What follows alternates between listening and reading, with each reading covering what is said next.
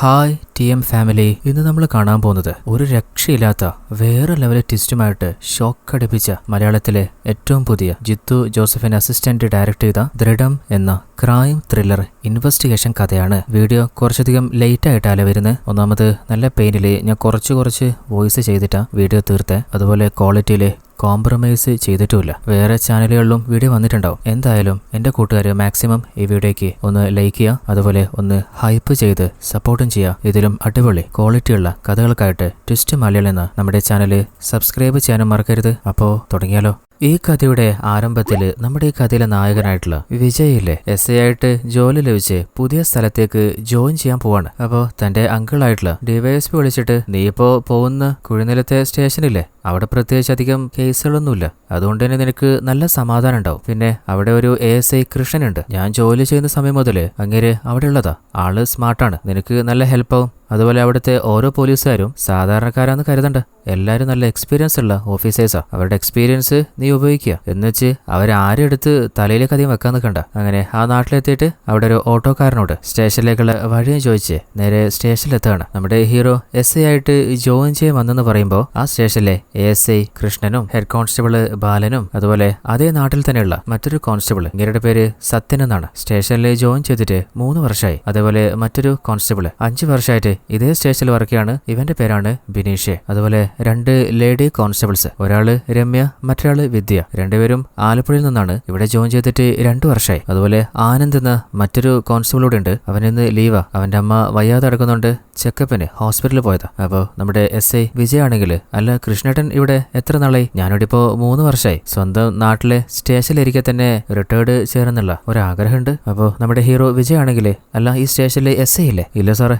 ഇവിടെ പ്രത്യേകിച്ച് പ്രശ്നങ്ങളൊന്നും ഇല്ലാത്ത ഏരിയ ആയതുകൊണ്ട് കഴിഞ്ഞ 7 മാസമായിട്ട് മറ്റൊരു പോസ്റ്റിംഗും നടന്നിട്ടില്ല. അതുകൊണ്ടായിരിക്കും സാറിന് SI പോസ്റ്റിംഗ് ഇങ്ങോട്ട് തന്നെ കിട്ടിയിട്ടുണ്ടാവുക. അപ്പോൾ കോൺസ്റ്റബിൾ ബാലനാണെങ്കിൽ, അല്ല സാറിന്റെ നാട് എവിടെയാ? വീട്ടിലാരൊക്കെയാ? വീട്ടിലെ അച്ഛനും അമ്മയും മാത്രമേ ഉള്ളൂ. അവര് കൃഷിയൊക്കെ ആയിട്ട് അങ്ങനെ കൂടുകയാണ്. നമ്മുടെ ഹീറോയെ കണ്ടപ്പോൾ തന്നെ കോൺസ്റ്റബിൾ വിദ്യക്കില്ലേ ചെറുതായിട്ട് ഒരു ക്രഷ് സ്റ്റാർട്ട് ചെയ്തിട്ടുണ്ട്. അപ്പോൾ നമ്മുടെ ഹീറോയുടെ താമസം ഇവിടെ നോക്കുമ്പോൾ പോലീസ് ക്വാർട്ടേഴ്സിൽ തന്നെയാണ്. നിലവിലെ എല്ലാ പോലീസ് ഓഫീസേഴ്സും അതേ ക്വാർട്ടേഴ്സിൽ തന്നെയാണ് സ്റ്റേ ചെയ്യുന്നത്. അങ്ങനെ നമ്മുടെ ഹീറോയ്ക്ക് ക്വാർട്ടേഴ്സ് കാണിച്ചു കൊടുത്ത് കൂടെയുള്ള പോലീസ് ഓഫീസേഴ്സ് തന്നെ ഹീറോയുടെ ലഗേജ് ഒക്കെ തന്റെ റൂമിലേക്ക് കൊണ്ടുവന്ന് വെച്ചു കൊടുക്കുകയാണ്. എന്താവശ്യത്തിനും ഞങ്ങൾ എപ്പോഴും ഉണ്ടാവുന്നത് ഹീറോയ്ക്ക് ഒരു ധൈര്യം കൊടുക്കുമ്പോൾ ഹീറോയ്ക്കും സമാധാനമാവാണ്. അങ്ങനെ അടുത്ത ദിവസം ഫ്രഷ് ആയിട്ട് തന്റെ പോലീസ് ഡ്രസ്സ് ഇട്ട് സ്റ്റേഷനിലേക്ക് വരുമ്പോൾ നമ്മുടെ കൃഷ്ണേട്ടൻ പറയുന്നുണ്ട്, ആള് ചെറുപ്പക്കാരാണെങ്കിലും അവർക്ക് പോലീസ് ഡ്രസ്സ് നല്ലോണം സൂട്ടാവുന്നുണ്ട്. നമ്മുടെ ഹീറോയിൻ വിദ്യയില്ലേ, അവളാണെങ്കിൽ വിജയുടെ ലുക്ക് കണ്ടപ്പോ അവനെ തന്നെ നോക്കി നിൽക്കുമ്പോൾ മറ്റ് ഓഫീസേഴ്സ് പറയുന്നുണ്ട്, മതി വിദ്യ, അങ്ങേരെ ഉള്ളിലേക്ക് കയറിപ്പോയി. അങ്ങനെ കുറെ വർഷത്തെ തന്റെ സ്വപ്നം പൂവണിഞ്ഞ് ആ ഒരു SI കസേരയില് കുറച്ചേരം ഇരുന്നിട്ട് നേരെ ACP മീറ്റ് ചെയ്ത്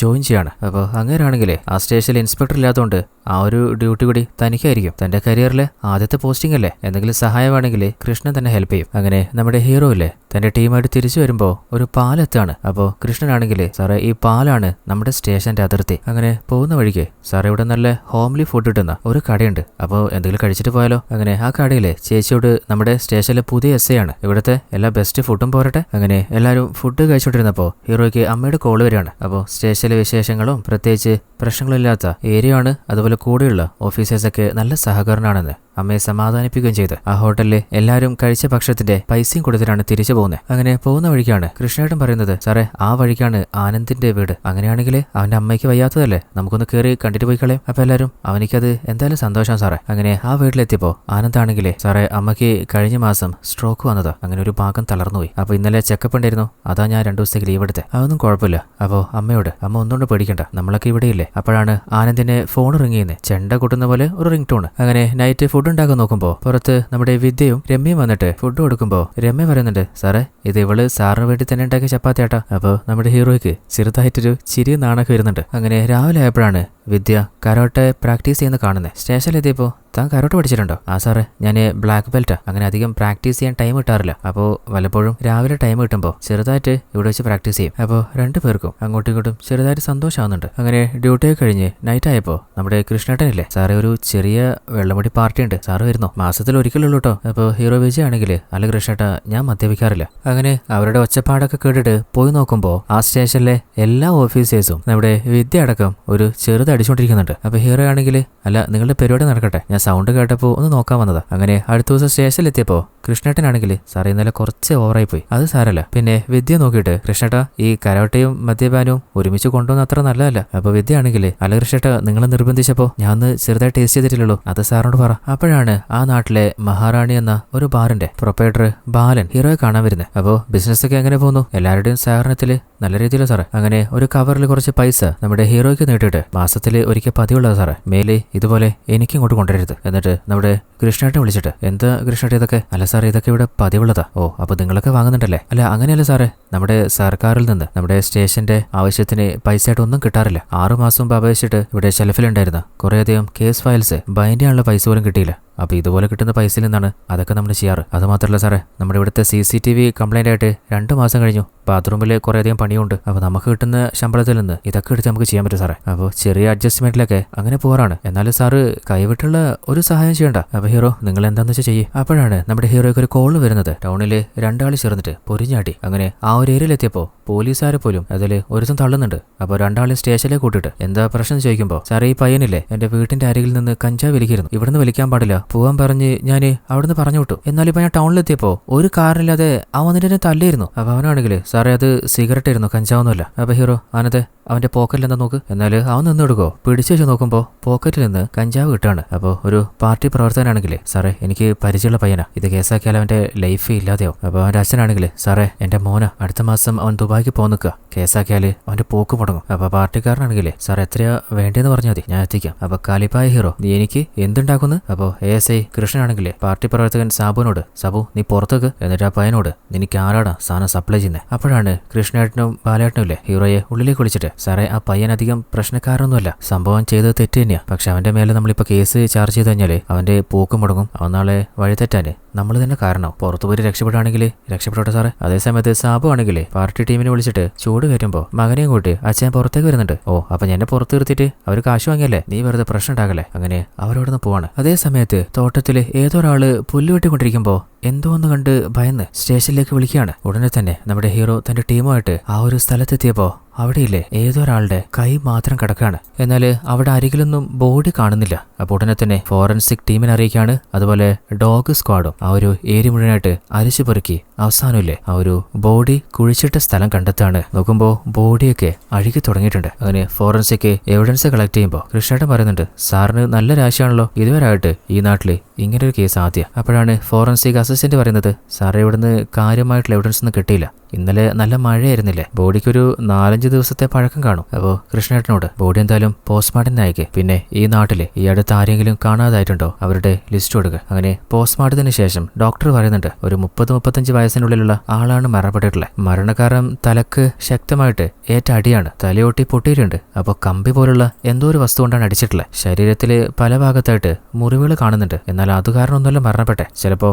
മരണത്തിന് മുമ്പ് എന്തെങ്കിലും ഏറ്റുമുട്ടൽ നടന്നിട്ടുണ്ടാവും. അങ്ങനെ ആ ഒരു നാട്ടിലെ ന്യൂസിലൊക്കെ ഒരു അജ്ഞാത വ്യക്തിയുടെ സ്ഥലത്ത് നിന്ന് അഴുകിയ ശരീരം കിട്ടിയ വാർത്ത കേൾക്കുമ്പോൾ ജനങ്ങളൊക്കെ ഷോക്കാവുന്നുണ്ട്. കാരണം ഇതുവരെ ഇതുപോലൊരു മരണ വാർത്ത ആ നാട്ടിൽ സംഭവിച്ചിട്ടില്ല. പോലീസിന് കൊലയാളിലേക്ക് എത്താനുള്ള പ്രത്യേക ഒരു തെളിവും അവിടുന്ന് കിട്ടിയിട്ടുമില്ല. അപ്പോൾ ACP കാര്യങ്ങൾ അന്വേഷിക്കുമ്പോൾ സാറേ അന്വേഷണം നടന്നുകൊണ്ടിരിക്കുക, എന്ത് ലീഡ് കിട്ടിയാലും ഉടനെ തന്നെ അറിയിച്ചേക്കാം. എന്നാൽ സംഭവിച്ചത് ഒരു മാഡ്രാന്ന് ഉറപ്പായപ്പോ നമ്മുടെ ഹീറോ വിജയ് വല്ലാതെ തളർന്നു പോവാണ്. കാരണം താൻ ആ നാട്ടിലേക്ക് എത്തിയപ്പോഴല്ലേ ഇതുപോലൊരു സംഭവം നടക്കുന്നത്. അങ്ങനെ നമ്മുടെ ഹീറോയിലെ ആ ബോഡി കിട്ടിയ ആ തോട്ടത്തിലേക്ക് തന്റെ ടീമിനെ കൂട്ടിയിട്ട് അവിടെ വെച്ച് കഴിഞ്ഞ ദിവസം കിട്ടാതെ പോയ മരണത്തിന് കാരണമായിട്ടുള്ള ആയുധം കമ്പി കിട്ടുമോ നോക്കുന്നുണ്ട്. അങ്ങനെ ആ പറമ്പിന്റെ ഓണർ കണ്ടിട്ട് കാര്യങ്ങൾ ചോദിക്കുമ്പോൾ സാറേ അത് കൃഷി ചെയ്യാതെ കുറച്ച് നാളായിട്ട് അങ്ങനെ ഇട്ടേക്കായിരുന്നു, അപ്പൊ കാട് പിടിച്ചപ്പോൾ അത് വൃത്തിയാക്കുമ്പോഴാണ് ആ ബോഡി കാണുന്നത്. അപ്പോൾ ഈ വീട്ടിൽ ആരൊക്കെയുള്ളതെന്ന് ചോദിക്കുമ്പോൾ ഞാനും എന്റെ ഭാര്യയും മകനും അവന്റെ ഭാര്യ ഉള്ളത്. മോനും ഭാര്യയും കൂടി കഴിഞ്ഞ ദിവസം ഒരു കല്യാണത്തിന് പോയതാ. മോന് പോളിടെക്നിക്കിലെ അധ്യാപകനാ. അപ്പോൾ നമ്മുടെ ഹീറോയിലെ എന്തെങ്കിലും കാര്യം ഉണ്ടെങ്കിൽ അറിയിക്കാന്ന് പറഞ്ഞ് അയാളുടെ മകനും ഭാര്യയും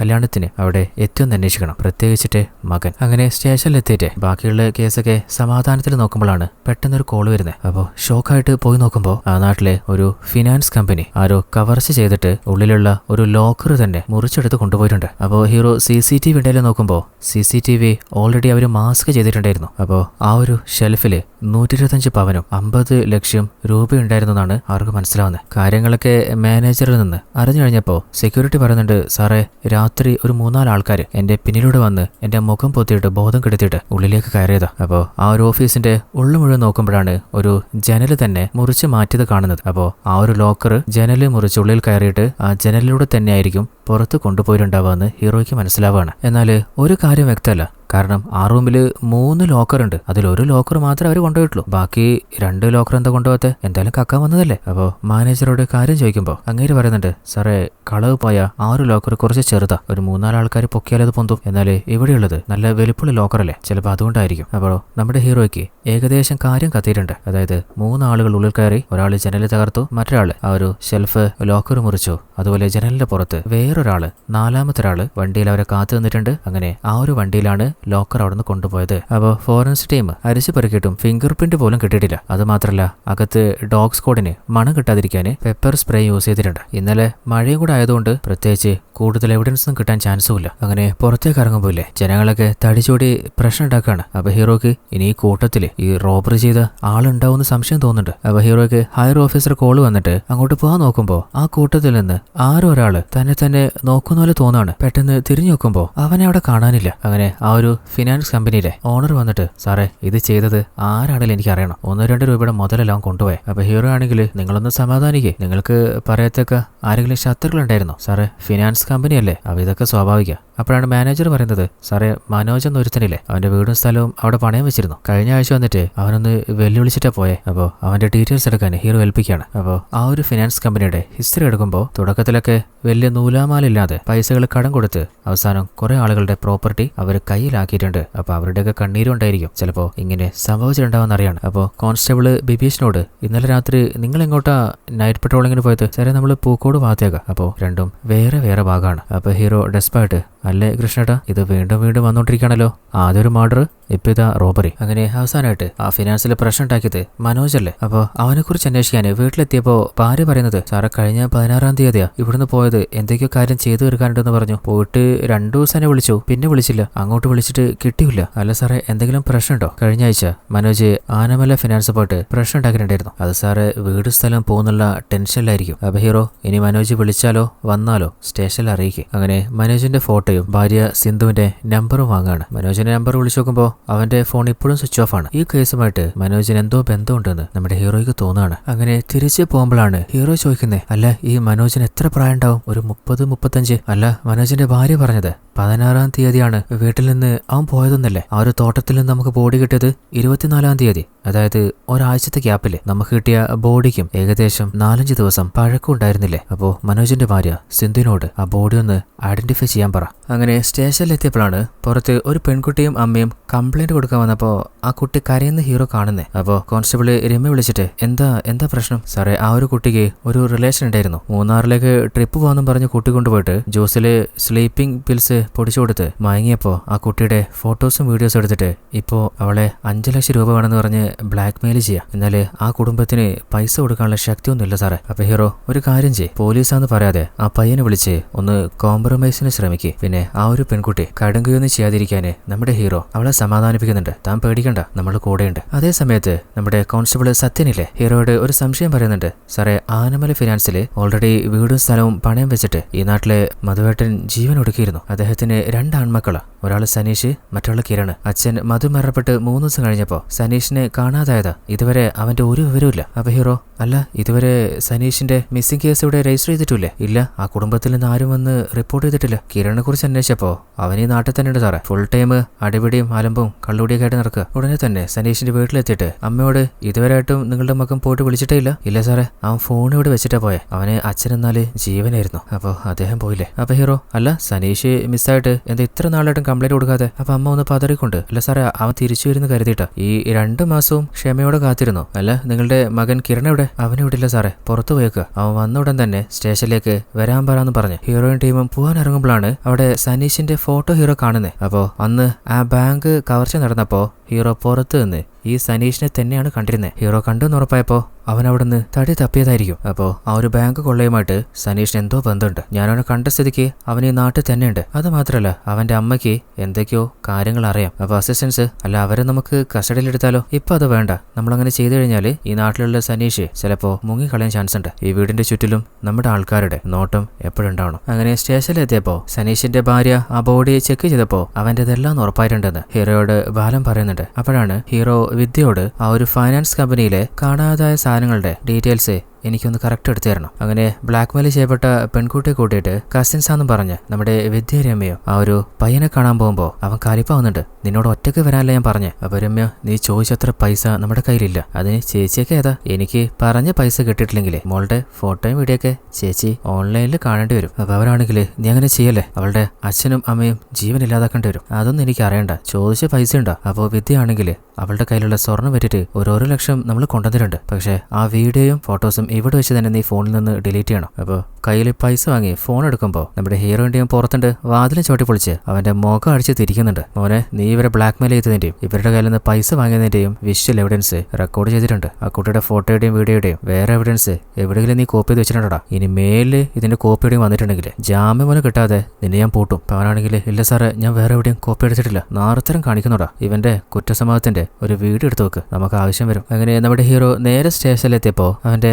അച്ഛനും അമ്മയും സ്റ്റേഷനിലെത്തിയിട്ടുണ്ട്. അല്ല എന്താ ഒരു വാക്ക് പോലും പറയാതെ പെട്ടെന്ന് നിന്നെ ഒന്ന് പോലീസ് സ്റ്റേഷനിൽ കാണാൻ വന്നതാ? അതിനിടയില് അമ്മ ചോദിക്കുന്നുണ്ട്, അല്ല ഏതാടാ കൊച്ച്, കാണാൻ കൊള്ളാലോ. അല്ല സ്റ്റേഷനിൽ വന്നിട്ട് എങ്ങനെയുണ്ട് കാര്യങ്ങള്? വരുന്നവരെ കുഴപ്പമൊന്നും ഉണ്ടായിരുന്നില്ല. വന്ന ശേഷം കൊലപാതകവും റോബറിയും. അപ്പൊ അച്ഛനാണെങ്കിൽ അങ്ങനെയല്ല വേണ്ടേ, കേസ് അന്വേഷണം ശരിക്കും പഠിക്കാലോ. അങ്ങനെ അച്ഛനും അമ്മയും അവിടുന്ന് പറഞ്ഞയച്ച് അടുത്ത ദിവസമില്ലേ ആ ഒരു ഫിനാൻസിലേക്ക് വന്നപ്പോ ജനങ്ങൾ തടിച്ചു കൂടിയിട്ട് പ്രശ്നം ഉണ്ടാക്കുകയാണ്. അപ്പോഴാണ് നമ്മുടെ പോലീസുകാരൻ മുരളി വന്നിട്ട് മറ്റൊരു ഷോക്കിംഗ് ന്യൂസ് പറയുന്നത്. സാറേ ഡാമിന്റെ അരികിലായിട്ട് മറ്റൊരു ബോഡി കൂടി കണ്ടെത്തിയിട്ടുണ്ട്. ആ ഒരു ക്രൈംസിലെത്തിയപ്പോ ആരോ കയറ് കെട്ടി താഴ്ത്തിയതുപോലെ കയറ് പൊട്ടിയിട്ട് ഒലിച്ചു വന്നതാണ്. ബോഡി അഴുകി തുടങ്ങിയിട്ടുണ്ട്. ബോഡി പോസ്റ്റ്മോർട്ടത്തിന് അയക്കാൻ പറയുമ്പോഴാണ് നമ്മുടെ സീനിയർ ACP വിളിക്കുന്നത്. എന്താടോ തനിക്ക് ചാകരയാണല്ലോ, ഒരു കേസുമില്ലാത്ത നാട്ടില് ഇപ്പൊ കേസിന്റെ മഴ. എന്തായാലും ഫോർമാലിറ്റീസ് ഒക്കെ തീർത്തിട്ട് താൻ ഓഫീസിലേക്ക് വാ. ഹീറോയുടെ ആദ്യത്തെ അപ്പോയിന്റ്മെന്റ് ആയതുകൊണ്ട് തന്നെ വീടോട് എന്താണ് മറുപടി പറഞ്ഞെന്നറിയാതെ പകച്ചു നിന്ന് പോവാണ്. അതേ സമയത്ത് ആ ഒരു ഫിനാൻസ് കമ്പനിയുടെ മുതലാളിയില്ലേ അയാളുടെ വീടിന്റെ പുറത്ത് ഏതോ ഒരു അജ്ഞാതനെ അയാൾ കാണുകയാണ്. അപ്പോ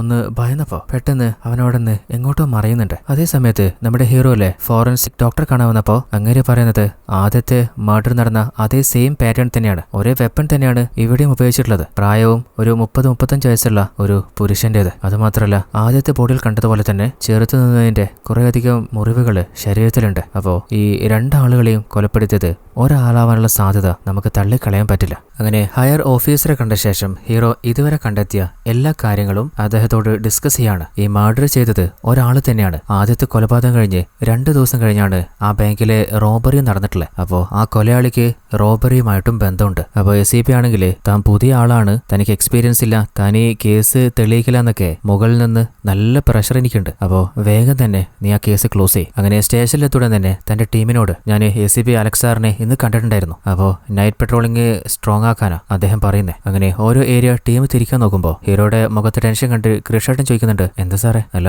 എനിക്ക് എക്സ്പീരിയൻസ് ഇല്ല, എന്നെ മാറ്റാൻ നിൽക്കുക. അലക്സ് സാറിന് മുകളിൽ നിന്ന് കിട്ടിയ ഓർഡർ അത് സ്വാഭാവികമല്ല സാറേ. അദ്ദേഹത്തിന് മുകളിൽ നിന്ന് പ്രഷർ വരും. അപ്പോൾ ആ പ്രഷർ സാറിന് തരും, സാർ അത് ഞങ്ങൾക്ക് തരും. കൂടിപ്പോയാൽ ഒരു സസ്പെൻഷൻ അല്ലെങ്കിൽ ഒരു സ്ഥലം മാറ്റം. എന്റെ സർവീസിൽ എത്ര കിട്ടിയിരിക്കുന്നു സാറേ? ഇതൊക്കെ നമുക്ക് പറഞ്ഞിട്ടുള്ളതാ. പിന്നെ സാറിന്റെ മുഖത്ത് ഈ ടെൻഷനില്ലേ അത് ബാക്കിയുള്ളവരെ എഫക്ട് ചെയ്യാതെ മുഖത്ത് കാണിക്കാതെ സാറൊന്ന് മാനേജ് ചെയ്യണം. എല്ലാം മറന്നിട്ട് സാറ് ഇൻവെസ്റ്റിഗേഷനിൽ മാത്രം കോൺസെൻട്രേറ്റ് ചെയ്യും. എന്തെങ്കിലും ഒരു ലീഡ് നമുക്ക് കിട്ടാതിരിക്കില്ല. അങ്ങനെ കുറച്ച് നാളത്തെ തീവ്രമായിട്ടുള്ള ഇൻവെസ്റ്റിഗേഷനിലും പ്രത്യേകിച്ച് ഒരു ലീഡും കിട്ടിയില്ല. അപ്പോഴാണ് സനീഷിന്റെ അനിയനില്ലേ കിരൺ, അവൻ സ്റ്റേഷനിലേക്ക് വരുന്നത്. അപ്പൊ അവനോട് സനീഷ് എവിടെ പോയെന്ന് നിനക്കറിയില്ലേ? ഇല്ല സാറേ, ഇനി നിനക്കറിയാമെന്ന് എങ്ങാനും എനിക്ക് മനസ്സിലായാലേ നീ തീർന്നു, നീ ഇപ്പൊ തൽക്കാലം പോയിക്കോ. അങ്ങനെ ഹീറോ അവന് പറഞ്ഞുവിടാണ്. അങ്ങനെ നൈറ്റ് പെട്രോളിംഗ് നടത്തുമ്പോൾ ഹീറോയ്ക്ക് ഒരു കോള് വരികയാണ്. മക്കിമല ഭാഗത്ത് മലയുടെ മുകളിലേക്ക് ഒരാള് ഒരു ബോർഡ് ചുമന്നുകൊണ്ട് പോകുന്നത് ഒരു സ്ത്രീ കണ്ടുവെന്ന്. ഉടനെ തന്നെ തന്റെ ടീമിനോട് ആ ഏരിയ എവിടെ നിന്ന് ചോദിച്ച് ആ ഭാഗത്തേക്ക് പോവാണ്. അങ്ങനെ ഓരോ ഓഫീസേഴ്സും ഓരോ ഭാഗത്ത് അന്വേഷിച്ചോണ്ടിരിക്കുമ്പോൾ അവസാനം നമ്മുടെ ഹീറോ വിജയിലെ കുറച്ച് ദൂരെ ഒരുത്തൻ ബോധം കെട്ട് കിടക്കുന്ന കാണുന്നുണ്ട്. അവന്റെ പൾസ് നോക്കുമ്പോൾ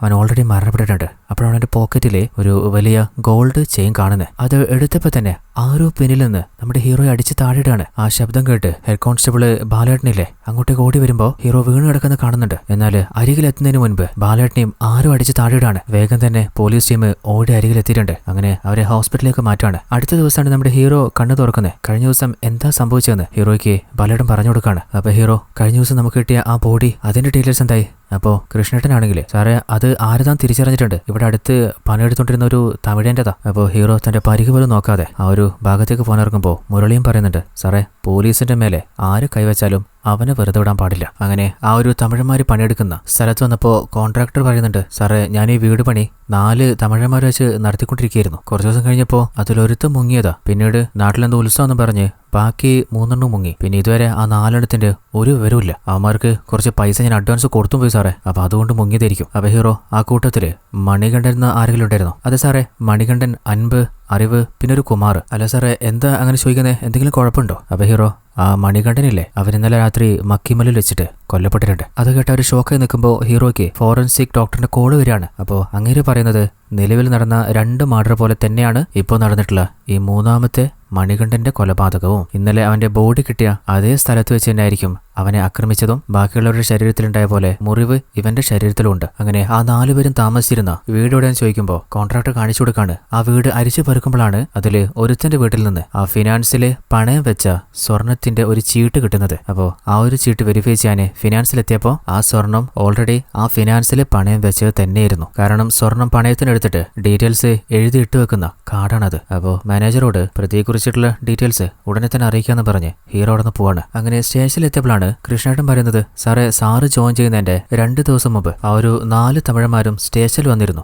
അതില് അറിവൊന്നൊരുത്തനില്ലേ, ബാക്കി 3 പേരും തന്നെ ഇവിടുന്ന് പണി നിർത്തി നാട്ടിലേക്ക് പോകാൻ വേണ്ടി ഭീഷണിപ്പെടുത്താന്ന് പറഞ്ഞിട്ടാ കംപ്ലൈന്റ് തരാൻ വന്നേ. അപ്പോൾ അന്ന് ആ 3 വിളിച്ച് ഞാനൊന്ന് വിരട്ടി വിട്ടതാ. അപ്പോഴാണ് അങ്ങോട്ട് മുരളി വരുന്നേ. മുരളി പറയുന്നുണ്ട്, സാറേ നമ്മൾ പ്രതീക്ഷ പോലെ തന്നെ ആദ്യം കണ്ടെത്തിയ ആ ബോഡി അരുളിൻ്റെത്, 2ാമത്തത് അൻപിൻ്റെത്, ഇപ്പൊ മണികണ്ഠൻ്റെത്, പിന്നെ 4ാമത് കുമാർ കൂടിയേ ബാക്കിയുള്ളൂ. അങ്ങനെ അവരുടെ ഡീറ്റെയിൽസ് ചെക്ക് ചെയ്യുമ്പോൾ കൃഷ്ണേട്ടൻ പറയുന്നുണ്ട്, സാറേ ഇതില് കുമാറില്ലേ അവൻ പണത്തിന് വേണ്ടി ബാക്കി 3 പേരും തട്ടിത്തിരിക്കും. അപ്പൊ ഹീറോ, അല്ല മോശം നടക്കുന്നതിന് മുമ്പല്ലേ ഒരുത്തിന്റെ ബോഡി നമുക്ക് കിട്ടിയേ? അപ്പോഴാണ് വിദ്യ പറയുന്നത്, അല്ല സാറേ ഉറപ്പിക്കാൻ വരട്ടെ, ഇവര് 4 പേരും കൂടി ആ ഒരു ഫിനാൻസ് മോശം നടത്താൻ പ്ലാൻ ചെയ്തിട്ടുണ്ടാവും. അപ്പോൾ അതിൽ നിന്ന് അരുള് ആദ്യം പിന്മാറിയതായിരിക്കും. അപ്പൊ ആനന്ദ് അങ്ങനെയാണെങ്കിൽ മോശം നടന്ന ശേഷം പണവും സ്വർണവും വിട്ടുകൊടുക്കാതിരിക്കാന് കുമാർ ബാക്കി 2 പേരും തട്ടിയതാണെങ്കിലോ? അപ്പൊ ബാലേട്ടൻ പറയുന്നുണ്ട്, സാറേ ആനന്ദും വിദ്യയും പറഞ്ഞതിന് സാധ്യതയുണ്ട്. കാരണം ഫിനാൻസിലെ CCTV വിഷ്വൽസും അതുപോലെ സെക്യൂരിറ്റിയുടെ മൊഴി നോക്കുമ്പോൾ 3 പേര് ചേർന്ന് തന്നെയാണ് അന്ന് കവർച്ച നടത്തിയിട്ടുള്ളത്. അപ്പൊ ഹീറോ അങ്ങനെയാണെങ്കിലേ കുമാറിന്റെയും ബാക്കി 3 പേരുടെയും തമിഴ്നാട്ടിലെ നാട് എവിടെയെന്ന് അന്വേഷിക്കുക. അതുപോലെ കുമാറിന്റെ ഫോട്ടോ ടൗണിലും മറ്റ് സ്ഥലങ്ങളിലും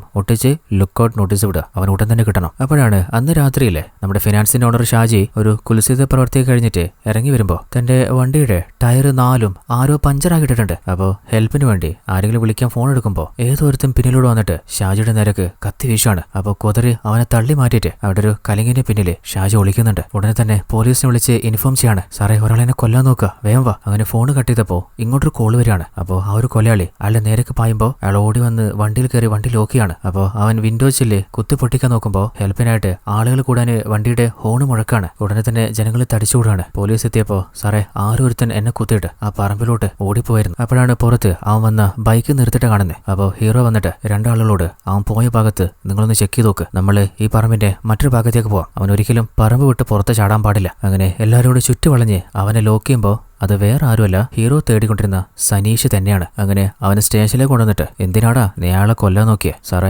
എനിക്കൊരു ബിസിനസ് തുടങ്ങാനാ, അച്ഛൻ വീടും സ്ഥലവും വെച്ച് ആ ഫിനാൻസിൽ നിന്ന് കുറച്ച് പൈസ എടുത്തന്നെ. എന്നാൽ അയാളുടെ കൊള്ള പലിശ കാരണം സ്ഥലവും വീടും നഷ്ടമായി. അത് കാരണം എന്റെ അച്ഛനും എന്നെ വിട്ടുപോയി. ആ പക തീർക്കാൻ തന്നെ സാറേ ഞാൻ പോയത്. അപ്പൊ ഹീറോ, തമിഴന്മാരുമായിട്ട് ചേർന്നിട്ട് നീ തന്നെയാലേ അപ്പൊ ഫിനാൻസിലെ മോഷണം നടത്തിയേ? സാർ എന്തായി പറയുന്നത്? മോഷണോ? ഈ തമിഴന്മാരെ ഞാൻ ഇതിനു മുമ്പ് കണ്ടിട്ടില്ല സാറേ. ഇത് നിങ്ങളുടെ സ്ഥിരം പരിപാടിയല്ലേ, കട്ടാനെ കിട്ടിയിട്ടില്ലെങ്കിൽ കിട്ടനെ പിടിക്കുക. അപ്പൊ ഹീറോ, പിന്നെ നീ എന്തിനാടാ അന്ന് ഫിനാൻസിലേക്ക് വന്നേ? എന്നെ കണ്ടപ്പോൾ നീ അങ്ങ് മാറി കളഞ്ഞല്ലോ. സാറേ അത് മോശം നടന്നറിഞ്ഞിട്ട് അവന്റെ നാശം കാണാൻ തന്നെയാ ഞാൻ അങ്ങോട്ട് വന്നേ. അപ്പൊ ഹീറോ, അല്ല കഴിഞ്ഞ 2 മാസം പിന്നെ നീ എവിടെയായിരുന്നു? അത് സാറേ ഞാനെൻ്റെ ഒരു കൂട്ടുകാരൻ്റെ വീട്ടിലായിരുന്നു. എന്നാൽ അവന് എന്നെ കുറിച്ച് ഒന്നും അറിയില്ല. അത് ഞാൻ അന്വേഷിച്ച് കണ്ടുപിടിച്ചോളാം. തൽക്കാലം ഷാജിയെ കൊല്ലാൻ നോക്കിയവന് അറ്റംപ്റ്റ് ടു മർഡറിന് കുറച്ചാലം നീ ജയിലിൽ കിടക്ക്. അതേ സമയത്ത് നമ്മുടെ ഹീറോയിലെ ആ ബോഡി ആരാ ഡംപ് ചെയ്തേ ആ ഭാഗത്തെ CCTV നോക്കുമ്പോൾ അതിലൊന്നും കാണാനില്ല. അപ്പൊ മറ്റൊരു ഭാഗത്തു കൂടെ ആയിരിക്കും ആ ബോഡി ഡംപ് ചെയ്തിട്ടുണ്ടാവുക. അപ്പോഴാണ് പോലീസ് ടീം വന്നിട്ട്, സാറേ സനീഷ് പറഞ്ഞ സത്യം, ഈ റോബറി നടന്ന ദിവസം അവൻ ആ വീട്ടിലുണ്ടായിരുന്നു എന്ന് അവന്റെ കൂട്ടുകാരൻ മൊഴി വന്നിട്ടുണ്ട്. അതുമാത്രമല്ല ആ തമിഴന്മാരിലെ അവർ 4 പേരും ഒരേ നാട്ടുകാരാ. അപ്പോൾ ആ ഏരിയയിലെ SI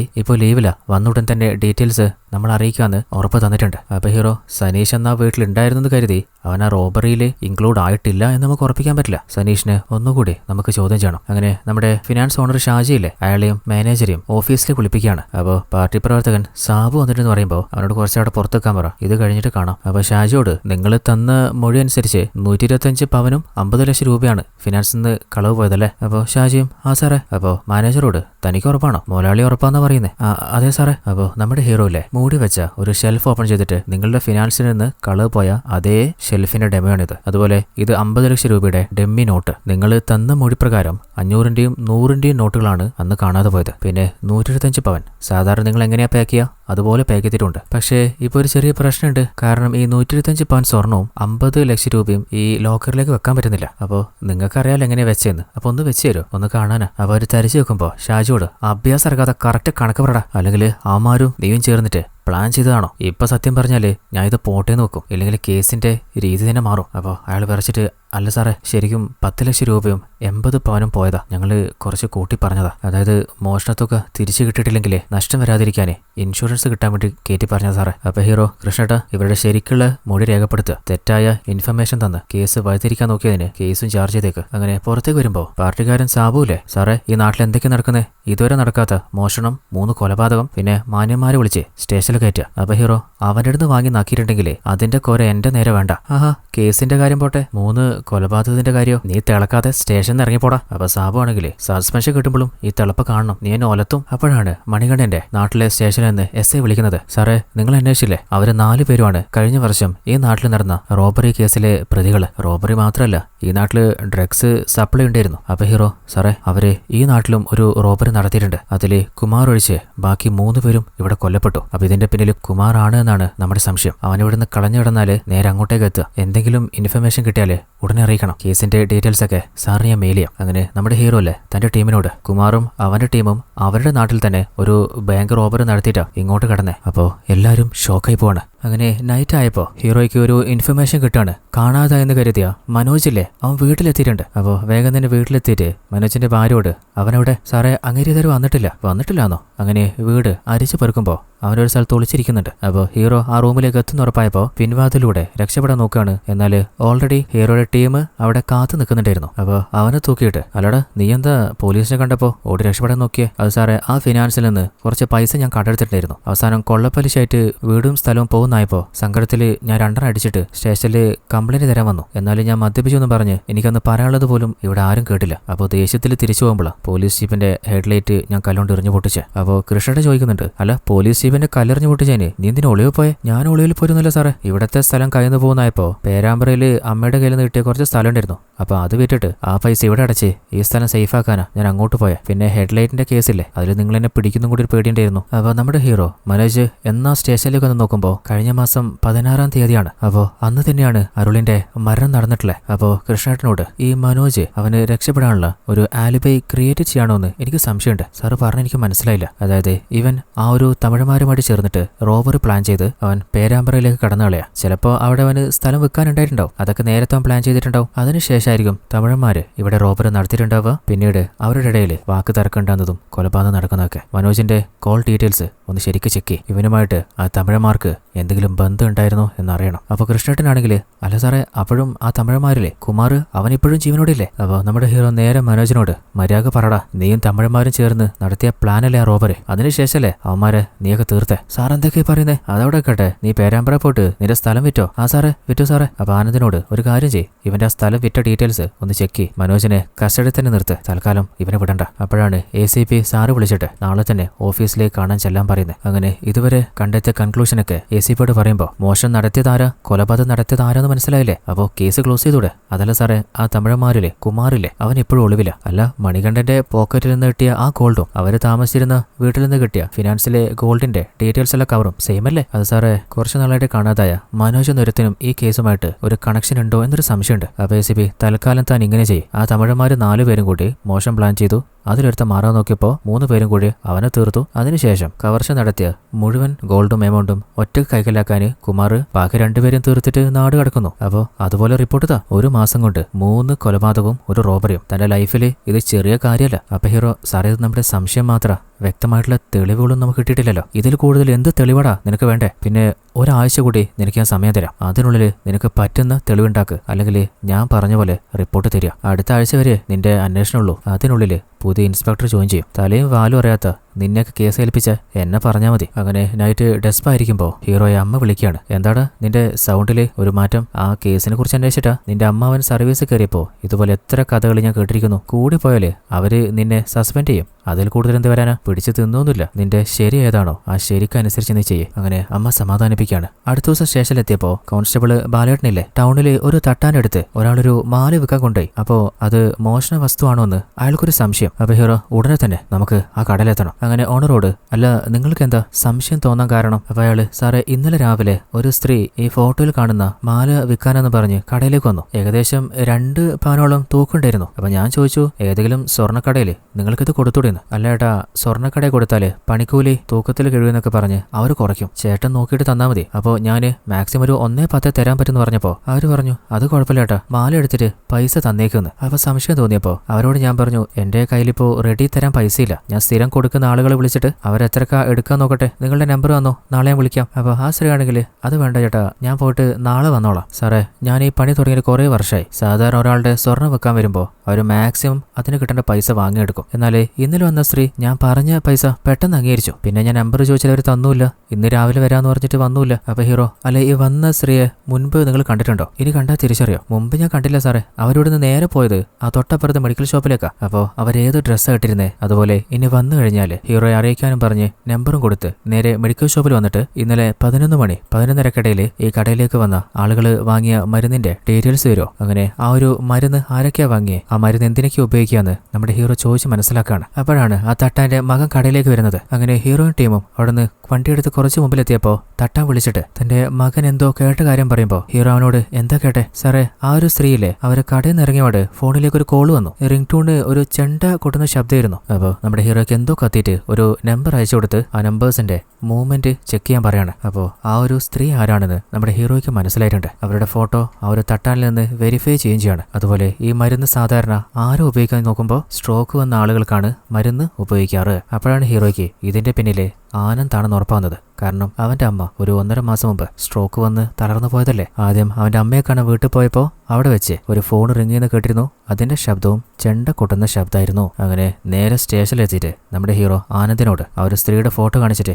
ഇതാരാ? അപ്പൊ അവൻ, സാറേ എന്താ? ഇത് എന്റെ ഭാര്യ അഞ്ജന. അന്ന് വീട്ടിൽ വന്നപ്പോൾ സാറ് കണ്ടില്ലേ? അപ്പോൾ ആ സ്വർണ്ണമാല കാണിച്ചിട്ട്, ഇത് നിന്റെ ഭാര്യയുടേതാണോ? അല്ല സാറേ. പിന്നെ എങ്ങനെയാടാ ആ ഫിനാൻസിൽ നിന്ന് കാണാതെ പോയ മാല തട്ടാന്റെ അടുത്ത് നിന്റെ ഭാര്യ വിൽക്കാൻ പോവാ? അപ്പോൾ എല്ലാ പോലീസുകാരും ഷോക്കായി നോക്കുമ്പോൾ ആനന്ദ്, സാറേ എനിക്കൊന്നും അറിയില്ല. ഓ അങ്ങനെ. അപ്പോൾ നിന്റെ ഭാര്യയും ആ തമിഴന്മാര് ചേർന്നിട്ടായിരിക്കും ഫിനാൻസിൽ മോഷണം നടത്തിയതും തമിഴന്മാരെ കൊന്നതും അല്ലേ? അപ്പം കാര്യപ്പായിട്ട് സാറേ അനാവശ്യം പറയരുത്. അപ്പൊ എന്റെ മുഖത്തൊന്ന് കൊടുക്കുമ്പോൾ കോൺസ്റ്റബിൾ മുരളിയില്ലേ, സാറേ എന്താ ചെയ്യുന്നേ? അപ്പൊ ഹീറോ, ആനന്ദേ എനിക്കറിയാം, ഇത് നീ ഒറ്റക്കല്ല ചെയ്തേ, പറടാ നിന്റെ പിന്നിലാരാ? അപ്പോൾ കോൺസ്റ്റബിൾ ബിനീഷിനെ പിന്നിൽ നിന്ന് വിളിച്ച് മുമ്പിലിട്ടിട്ട് കൃഷ്ണേട്ടനോട്, കൃഷ്ണേട്ടാ അന്ന് ഫിനാൻസിൽ മോഷണം പോയ ദിവസം ആരൊക്കെയാ പെട്രോളിന് പോയ? ആനന്ദും ബിനീഷാണ് സാറേ. നിങ്ങൾ എങ്ങോട്ട് പോയെന്നു പറഞ്ഞ് പൂക്കോട് ഭാഗത്തല്ലേ? ശരിക്കും അങ്ങോട്ട് തന്നെ പോയേ? ഒന്ന് ചിന്തിച്ചു നോക്ക്. അതെ സാറേ അങ്ങോട്ട് തന്നെയാ. ആഹാ, എന്നാ അല്ല, ചിലപ്പോൾ നിങ്ങൾ മറന്നു പോയതായിരിക്കും. അന്ന് മോഷണം ഫിനാൻസിൽ നടന്ന സമയത്ത് നിങ്ങൾ 2 പേരും അവിടെ തൊട്ടടുത്ത് തന്നെ ഉണ്ടായിരുന്നു. CCTV വിഷ്വൽസിൽ ജീപ്പിന്റെ ലൈറ്റിന്റെ റിഫ്ലക്ഷനിൽ നിങ്ങളെ കണ്ടു ഞാൻ. നിങ്ങളെ ജീപ്പ് ചതിച്ചു. അപ്പോഴാണ് ഇവര് തന്നെയാണ് ആ തമിഴന്മാരെ റോബറിക്ക് ആ ബാങ്കിലേക്ക് കടത്തിവിട്ടത്. അപ്പൊ ഹീറോ,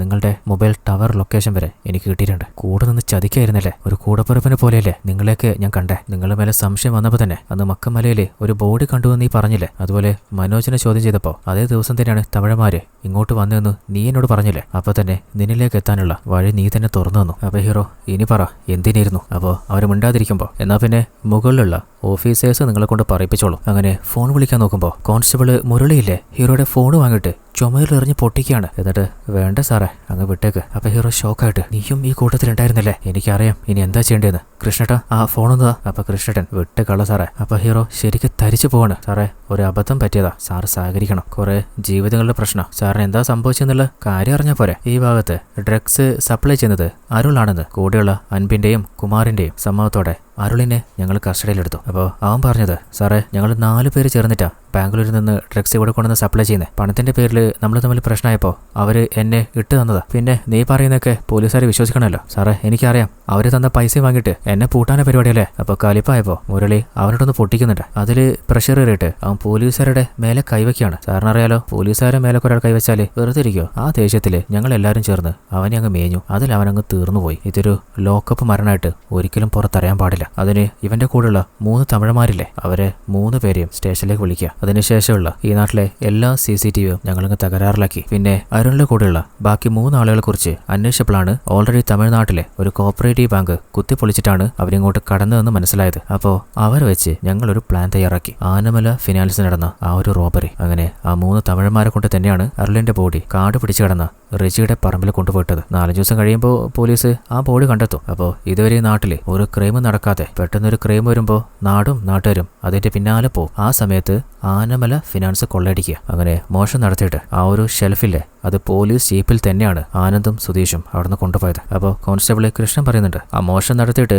കുറച്ച് പൈസ കൊടുത്ത് അവന്മാരെ സെറ്റിൽ ചെയ്ത് നാട്ടിലേക്ക് വിടാന്നാ ഞങ്ങൾ കരുതിയെ. എന്നാൽ അവന്മാരാണെങ്കിൽ കൊള്ളയടിച്ചതിന്റെ പകുതി ഷെയർ വേണമെന്ന് വാദിച്ചു. തരാൻ പറ്റില്ല, നിനക്കൊക്കെ പറ്റുന്ന ചെയ്യാൻ പറഞ്ഞപ്പോൾ സാറേ ഞങ്ങളുടെ കയ്യിൽ നിന്ന് പൈസ വാങ്ങിയിട്ട് അരുളിനെ സ്റ്റേഷനിൽ വെച്ച് തീർത്തതും അതിന്റെ മറവില് ഫിനാൻസ് കൊള്ളയടിച്ചതും പോലീസിനോട് ഞങ്ങൾ പറയട്ടെ. അവന്മാര് അങ്ങനൊരു കളി കളിക്കുന്ന കരുതിയില്ല. അപ്പോൾ വേറെ വഴിയില്ലാതെ ചെയ്യേണ്ടി വന്നതാ സാറേ. അങ്ങനെ അവിടെ വെച്ച് തന്നെ ബാക്കി 2 എണ്ണത്തിനെയും ഞങ്ങളങ്ങ് തീർത്തു. അപ്പോൾ ഒരുത്തിനെ ബാക്കി വെച്ചപ്പോൾ ഇതിന്റെയൊക്കെ മാസ്റ്റർ മൈൻഡായ കൃഷ്ണൻ പറയുന്നുണ്ട്, 3 പേരുടെ ബോഡി കിട്ടിയാൽ മതി, ഒരാൾ എപ്പോഴും മിസ്സിംഗ് ആയിരിക്കണം, അവനെ വെച്ച് വേണം നമുക്ക് കളി കളിക്കാൻ. അങ്ങനെയാ സാറേ ആ പ്ലാന് ഞാൻ ഉണ്ടാക്കുന്നത്. ആ തമിഴന്മാർ 4 പേരും ചേർന്ന് റോബറി പ്ലാൻ ചെയ്തു. അതിൽ നിന്ന് അരുൾ പിന്മാറിയപ്പോൾ അവനെ 3 പേരും ചേർന്ന് തീർത്തു. മോഷണം നടന്നു കഴിഞ്ഞ ശേഷം സ്വർണവും പണവും ഒറ്റ കൈക്കലാക്കാൻ കുമാർ 2 പേരെയും അങ്ങ് തീർത്ത് നാട് വിട്ടു. അതിനുശേഷം പോലീസുകാർ തന്നെയാണ് ഓരോ ബോഡി ഓരോ സ്ഥലത്ത് ഡിസ്പോസ് ചെയ്യുന്നതും പിന്നീട് ഓരോ ദൃക്സാക്ഷികൾ കണ്ട് സ്റ്റേഷനിലേക്ക് വിളിച്ചറിയിക്കുന്നതും. അതിനുശേഷം ആ ഒരു ബോഡി വെരിഫൈ ചെയ്യാൻ നമ്മുടെ ഹീറോ പോയപ്പോൾ ആ ബോഡി കണ്ടുടൻ തന്നെ ആനന്ദാണ് ഹീറോയെ അടിച്ച് ബോധം കെടുത്തുന്നത്. അതുപോലെ ആ തമിഴന്മാരുടെ വീട്ടിൽ നിന്ന്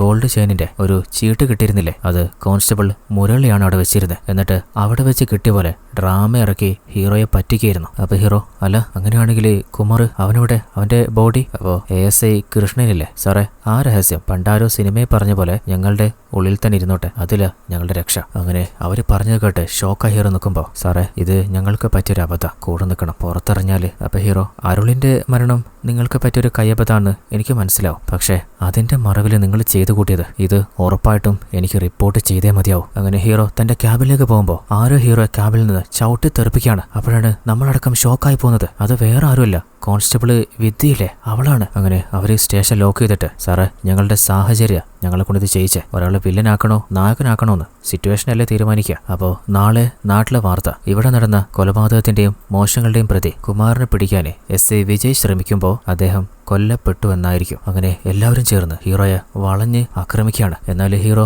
അവരോരോരുത്തരും ചെറുക്കാൻ നോക്കുമ്പോൾ അവസാനം വിദ്യയില്ലേ, അവള് തന്നെ ഹീറോ ബെഞ്ചിലേക്ക് തള്ളിയിടുകയാണ്. തലമുറിഞ്ഞ് എങ്ങനെയൊക്കെ എഴുന്നേക്കാൻ നോക്കുമ്പോഴേ ഈ റസീലേക്ക് കുത്തിവെക്കുന്ന ഒരു കമ്പിയില്ലേ, അതെടുത്തിട്ട് കൃഷ്ണൻ ഹീറോയുടെ ഷോൾഡറിൽ കുത്തിയിറക്കുകയാണ്. അപ്പോൾ വേദനയിൽ പൊളഞ്ഞ് ഹീറോ കൃഷ്ണനെ കൈമടക്കി ആ ഒരു പിന്നെടുത്ത് ബാക്കി എല്ലാത്തിനെയും അത് വെച്ച് കുത്തി മുറിവേൽപ്പിക്കുകയാണ്. ആ കൂട്ടത്തില് തടുക്കാൻ വന്ന വിദ്യയുടെ കയ്യിലൂടെ ആ കമ്പി കുത്തിക്കയറ്റാണ്. അങ്ങനെ അത് വലിച്ചൂരിട്ട് കൃഷ്ണന്റെ മോക്കിടിച്ച് പഞ്ചറാക്കുന്നുണ്ട്. അപ്പോൾ ബാക്കിയുള്ള ഓഫീസേഴ്സ് ഹീറോയെ പിടിച്ച് വലിച്ച് അവസാനം ഒരുത്തൻ കണ്ണെടുത്ത് പൊട്ടിക്കാൻ നോക്കുമ്പോൾ ഹീറോ അവനെ ചവിട്ടി തെറിപ്പിച്ച് ഒരു റെസ്ക്യൂ ഗ്യാസിന്റെ ടാങ്ക് എടുത്ത് അവനെ തലയടിച്ച് പൊട്ടിക്കുകയാണ്. അപ്പോൾ അവിടെ മുഴുവനായിട്ട് ആ ഗ്യാസ് പരന്നില്ലേ. അപ്പോൾ ഹീറോ അവർക്ക് കിട്ടാത്ത രീതിയിൽ ഒളിച്ചു നിന്ന് ഓരോരുത്തരും അടിച്ച് പിഴിയുന്നുണ്ട്. അപ്പോൾ വിദ്യ ആണെങ്കിൽ അവളുടെ കരോട്ട ടെക്നിക്ക് വെച്ചിട്ട് ഹീറോയ്ക്ക് നേരെ പാഞ്ഞു വരുമ്പോൾ അവളെ മാസാരി ബ്ലോക്ക് ചെയ്ത് അവളുടെ മുഖം അടിച്ച് പരത്തി ജനലിൽ ഇടിച്ച് തകർക്കുന്നുണ്ട്. അങ്ങനെ ഏലെണ്ണത്തിനെയും അടിച്ച് പിഴിഞ്ഞ് ബോധം കെടുത്തിട്ടിട്ട് കൂടെ നിന്ന ആള് തന്നെ നെഞ്ചിൽ ആണികുത്തിയ സങ്കടത്തില് ഹയർ ഓഫീസേഴ്സിനെ വിളിച്ച് ഇൻഫോം ചെയ്യാണ്. അപ്പോൾ ACPയും അതുപോലെ ഈ പ്ലാനുമായിട്ട് ബന്ധമില്ലാത്ത ബാലേട്ടനും രമ്യയും ആ സ്റ്റേഷനിലേക്ക് എത്താണ്. അങ്ങനെ